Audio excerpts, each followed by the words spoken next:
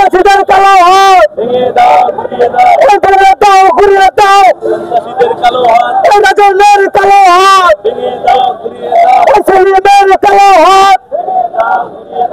দিন আনে দিন খাওয়ার মানুষ আমরা এখানে ফুটপাতে সামান্য ব্যবসা করে খাই। সেই ব্যবসার জায়গাতে এসে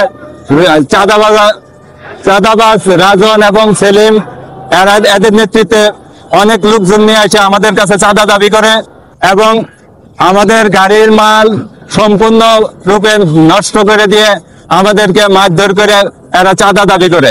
এখন আমরা দিন আইনে দিন খাওয়ার মানুষ, এই আমাদের গাড়ির মালগুলা নষ্ট করছে। এখন আমরা এতগুলা মানুষ কোথায় যাব, কার কাছে বিচার চাবো?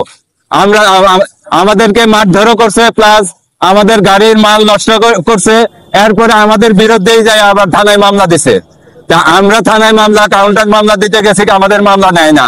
তার কারণ আমাদের পিছিয়ে কোনো শক্তিশালী কোনো মানুষ নাই বা নেতা নাই।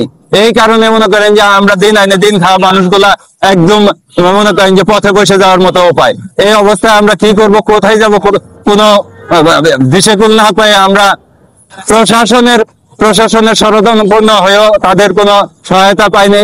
তার জন্য আজকে আমরা রাস্তায় দাঁড়িয়ে মানববন্ধন করতে বাধ্য হয়েছি।